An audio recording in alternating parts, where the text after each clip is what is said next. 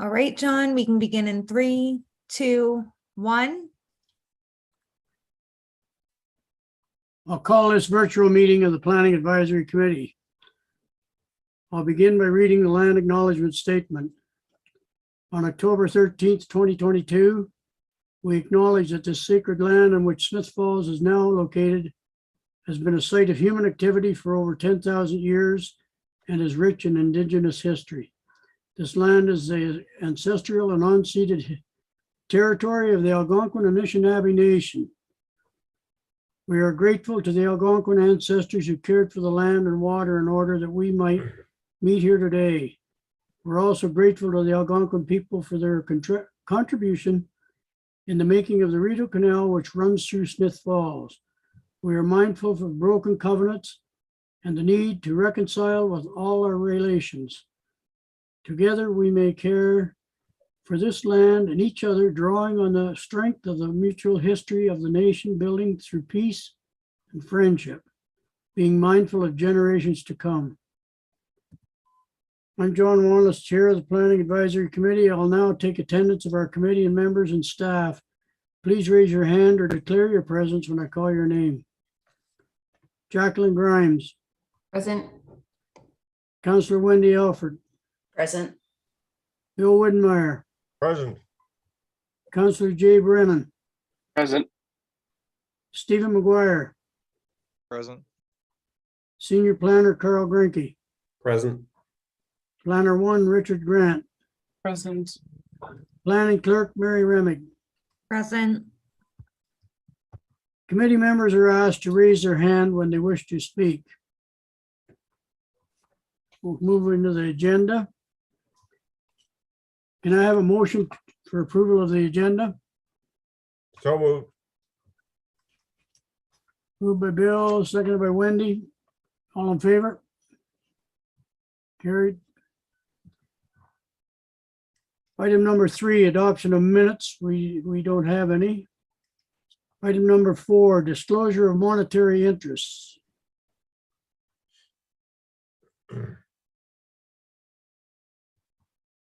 Item number 5, public meetings, none. Moved to item number 6 with priority issues. All the reports tonight, except for the last one, are going to be done by Richard. And we're not going to announce each one because they're all very similar. So I'm going to turn it over to Richard now. Hello, everyone. We will be going through a quick review of the 5 reports. It's going to be starting from SB 2214 all the way to SB 2218.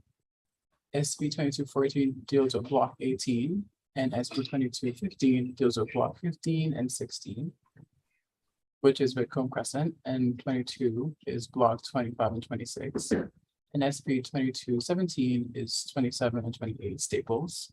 On Block 22 is Block 2218 is Block 32, 33, and 34 Staples. So these are the 5 blocks that are being discussed today. And currently, they have their landscape plans revised. We are in the process of having the site plan agreements drafted.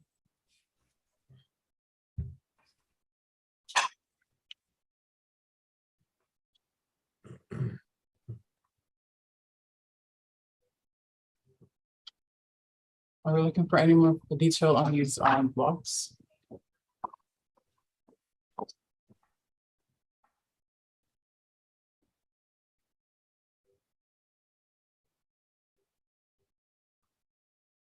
I don't know if you heard me. I'm asking if we're looking for more detail on these blocks. Wendy.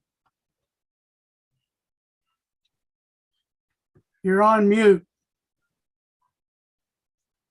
Not really a question, Richard. These are all pretty the same. If my math was right, I think this is for 44 townhouses. That's total. correct. That's correct. And I did have one question with regard to landscaping plans. I know we haven't seen it in this, but I was thinking about this a little bit earlier, that we see the landscaping plans for the front yards, and I wonder, maybe Carl can answer this. Is there, thinking about the tree canopy in Smith Falls and the work that we'd like to do to increase that, is there ever a time when we could ask for trees in the rear yards? I would think that the Carl? rear yards would be proper property as opposed to something that sits in the front of the property. Carl? Thank you. Through you, Mr. Chair, the tree canopy preservation plan and vegetation enhancement plan does, as you'd indicated, certainly does support the enhancement of vegetation. It only calls specifically for trees within the front yard, so it mandates that for front yard trees, generally one per unit, and that's an approach that we follow for all of our subdivisions. We require somebody to put a tree in the front yard. It has not been our practice to require developers of individual homes to require trees in the backyard. Certainly, we would encourage it if they wanted to do so. And I know the town does offer planting programs from time to time, which we encourage uptake on.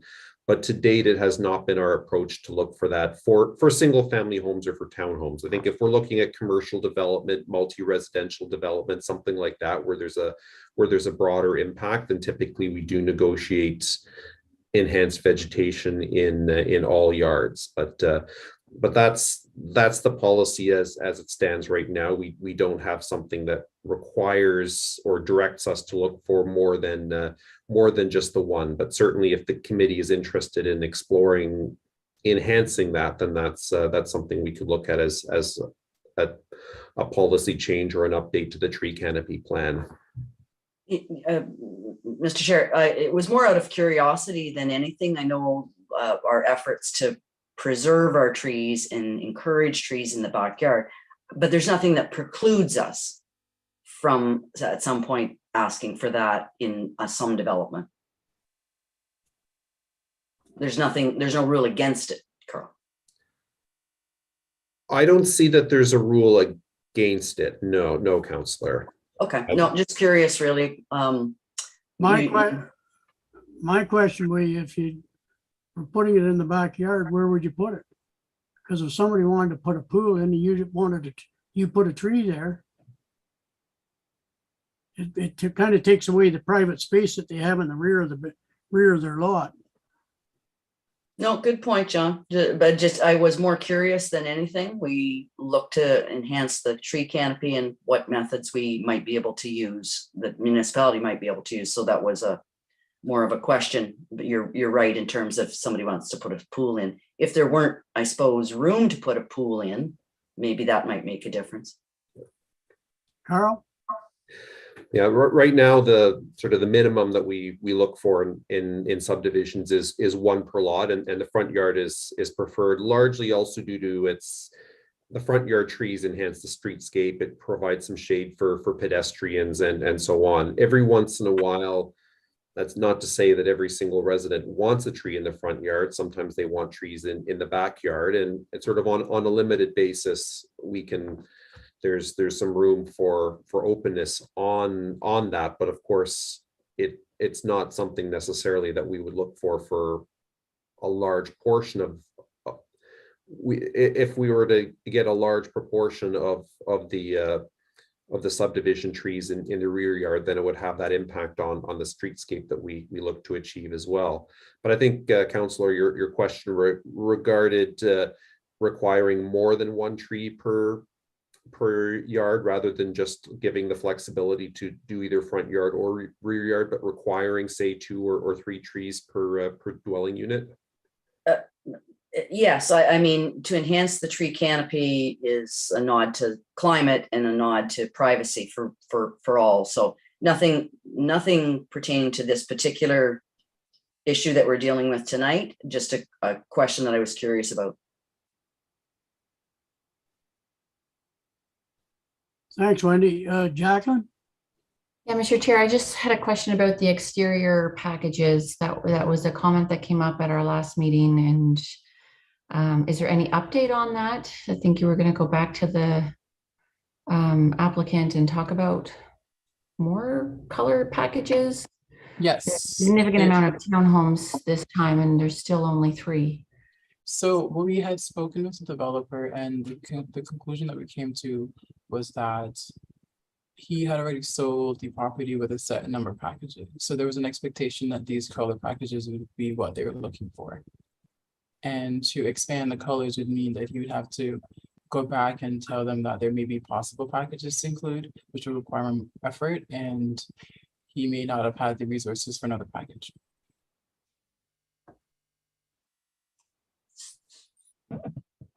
Thanks, Richard. Jacqueline? Just to follow up, so all of these townhomes are already sold, and so they can't change the color? From what I understand, yes, he sold all the homes in this phase. I'm not sure about the third phase, but at least for the second. Wendy? Just a question. And so these were all sold prior to site plan? I think that's my understanding, but Carl can correct me if I'm wrong, but I think from to the point where we're at the negotiating different kinds of exterior packaging, there's not much wiggle room that he had for another package. Carl? Yes, Richard, that's my understanding as well. We did, Richard and I did have a couple of conversations with the developers, and our understanding is that each of, or just about every single block within phase 2 has already been sold. So that's, and the sale of the blocks, how and when that's worked out, or what sort of timelines for closing, all of that, that's between the developer and the purchaser. The town's not involved in those processes at all. However, yes, the blocks have been sold, and each homeowner who is, or future homeowner who has purchased a block, also purchased an awareness of what their facade is going to look like, what their design package was going to look like. So Richard, through his review of the site plan, had determined that would it would not be tenable to sort of on an individual basis require them to sort of step back and have those individual conversations over and over again. However, the developer has conveyed that they will certainly, nothing's been pre-sold for phase 3, we understand, and they have promised to introduce a more diverse and varied package for phase 3. Thanks, Carl.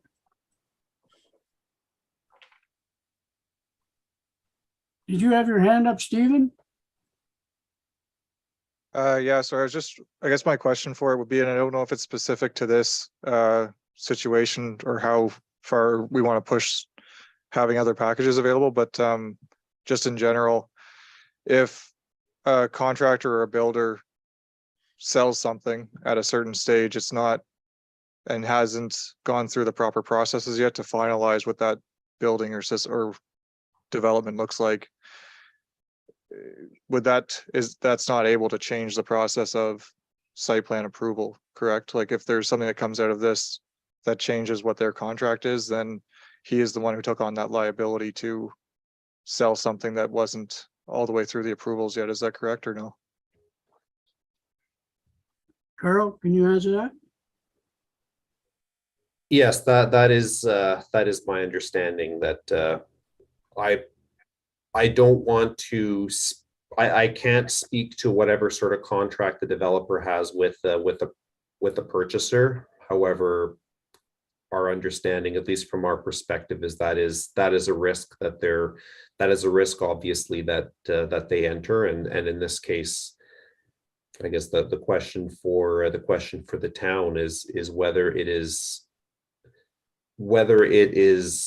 worth, I guess, going down that route and possibly leading to that discussion of withholding site plan approval, which it is obviously within our it is our right to do that. They have the right to appeal if we withhold site plan approval, but I guess that's sort of the question of is this something that's really worth it for us to pursue. Richard, I don't know if you wanted to follow up on that. I think you've had more of those conversations with the developer. I can definitely follow up with Ken to see what his appetite is for changing or improving the exterior packaging, knowing that council does have a vested interest in the overall look of the neighborhood. Stephen? Thanks. Yeah, I think my comment was just around kind of the sequence of the decision making. It's not about this specific issue itself. It was just about the responsive coming back saying that, well, we've already sold it a certain way. That shouldn't change the decision that's made here. I don't think that the facade is going to be, I don't think that this specific conversation is going to change or has to go back to the builder or change, delay site plan approval. It's just something I wanted to understand the process better for myself. No, good point. It is obviously any of that is something that they take on themselves. So, Jay, you had a question? No, just a comment. I'm fine with it. I like the exterior packages, and I assume that the buyers have reviewed them, and you know, I think it's great that the developers is talking about doing different ones for the next phase. But I'm fine with it. Thanks, Jay.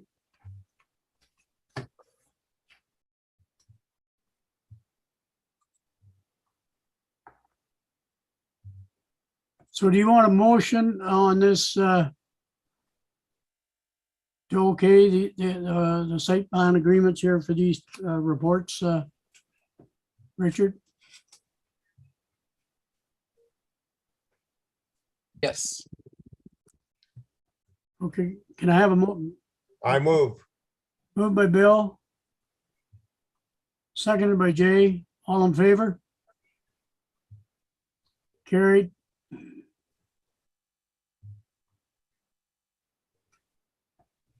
Okay, Carl, do you want to carry on with the last report?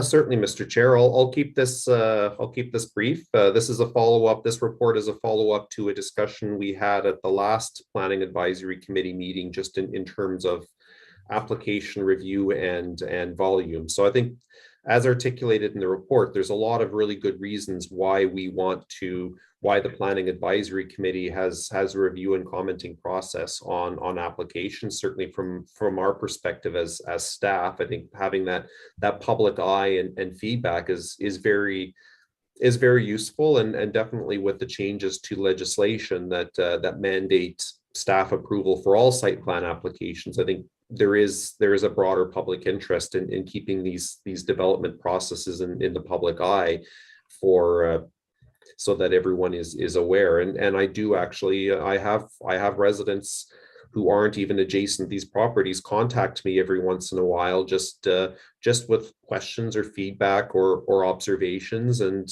people who watch our meetings out of interest, and I welcome that. I think that's fantastic and shows a level of engagement in the planning process that I want to encourage.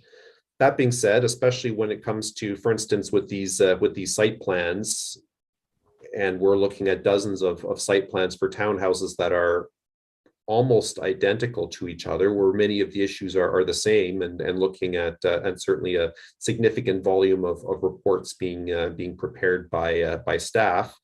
I've proposed 3 options for the Planning Advisory Committee as it relates to these site plans for townhouses in this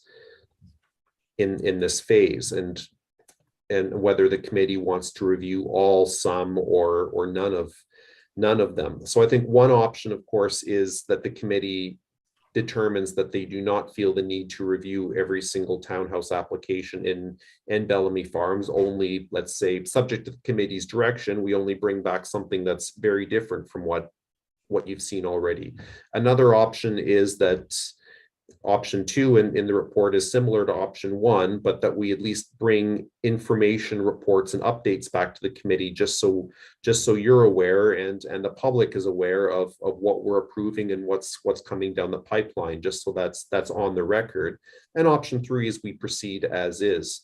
There's also a timing aspect of this too, and that the Planning Act prescribes a certain timeline for making decisions on site plan applications. And we try to run these through, bring these to the committee as quickly as possible, but we still have our monthly meeting schedule, and we don't want to burden you with many special meetings as well. So I think it's in everybody's interest, certainly, that the process be efficient through the review process. So I will welcome the committee's feedback on this. I think, just as a note, we will be updating the terms of reference for all of our committees in the future, and then we can have a broader look, certainly, about the role of the Planning Advisory Committee and where we want to see the PAC's role in reviews and approvals, those sorts of things. But I think just for now, until those terms of reference are updated, staff are looking for the committee's direction as it relates to the fairly similar and large volume of townhouse applications in the Bellamy Farm subdivision. So I'll pause there and look for the committee's direction on that. Bill, As I've said before, I don't think there's any reason that we should just meet just because we want to meet. It's there should be a reason for it. And if the projects are the same, are very much the same, I can't see any reason why we have to meet and discuss them, and staff has to put together all the information that they've done. I've been over there and looked at the ones that are already there and walked around, and the ones that are proposed that we're talking about today are very much like those that are already there. And there's not a thing wrong with them. They are going to be useful for those who wish to live there. And so my opinion is that unless there are variations, there's no reason why we need to meet and talk about them. Jay, Yeah, I agree to a certain extent. I think that tonight's a prime example of that, but I would be in favor of the second option, just so that we know what's being approved and what's happening. So I'm fine with option 2, and I think once we look at the terms of reference, we can solidify that a little more and maybe refine how the planning committee actually works. That'll come for the next term of council probably. So, but for now, I think option 2 would save everybody time, and then we'll just we'll be informed, and you guys go ahead with the Bellamy Farms and get it going as quick as possible. Jacqueline, Yeah, I agree with number 2. Wendy, Yeah, number 2. I very much look forward to the conversation regarding the updated terms of reference when that gets here. yeah, I'm in favor of number 2 also. Stephen? Yeah, I'm on board with everyone else. The only thing I'd like to get in the minutes is just what's considered as substantially different, just so that it's in there. If anybody has that off the top of their heads. Bill? I think that it's not unreasonable to expect learned folks who are on staff to decide what is substantially different and what is not. So therefore, I'm also along with number 2. Wendy? I think it's a fair question that Stephen asks, though, if we can, and maybe just this conversation will heighten staff's awareness that of what they consider substantial. Certainly, I agree with Jacqueline's comments earlier on color palettes. There needs to be more of them. And substantial, like the plan is going to change, the setbacks are going to change. What would substantial mean to a planner? Carl? Well, I think from in this, we're looking at a I guess the review process certainly here is discretionary and not mandatory. So I'd be very pleased to look at the committee's direction for what it is that that you'd like us to bring. I think we've seen a very similar package of facades, either a single story or two-story, but I think something that generally three to 5 unit townhomes. I think perhaps something with a different number of units, a substantially different facade package, not just a different material here or there, but something that really looks quite different, or something that deviates meaningfully from the subdivision plan that's been draft approved by council. Those are our thoughts. Something that when you're just using the eyeball test and looking at it and seeing, is this looks different from all the others. This is something that this isn't what we've seen before. This isn't what we've seen before. I think in those cases, staff would like to bring that back to the committee and get your feedback as well. But I think if there's something in particular, if the committee wants to look at or advise us on, if you look at substantial differently than that, we would be very pleased to take that direction from you. Thanks, Carl. Bill? As I said before, we have learned, experienced people on staff. And Carl, as you said, there are things that you mentioned, if they are different or stand out and are, then by all means, bring it to the committee. But otherwise, use your discretion and don't hold meetings just for the sake of saying, oh, by God, we had a meeting. Because I, for one, do not require this kind of publicity so that people know that I'm there. I'm not running for election or anything. Thanks, Bill. Point of order, Mr. Chair, I think he just insulted 2 of the members of the committee. Not intentionally.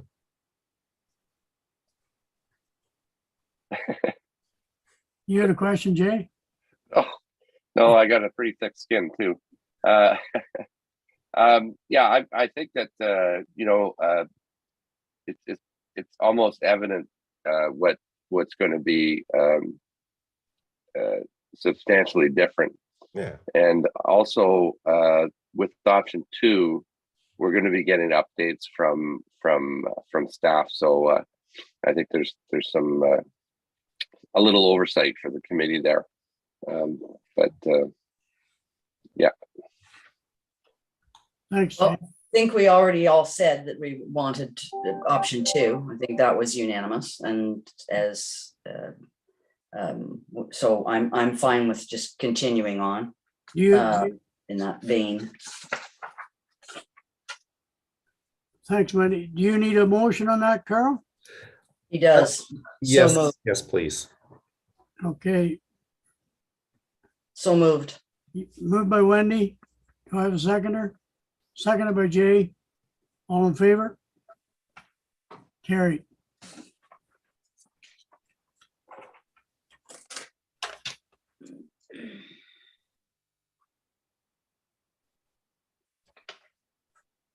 We'll move on to item number 7, project updates. We have none identified. Item number 8, next meeting. Special Planning Advisory Committee meeting to be determined. I thought I got an email that says it was a special one on the 3rd. Mary? Yes, just to confirm, the meeting was scheduled for November 3rd, 2022. That meeting will begin at 5:00 p.m. It will be a public meeting to hold a minor variance application. Okay. November 3rd, at 5. Do I have a motion for adjournment? Jay? Thanks, everyone. Bye-bye. Thanks Good all. evening.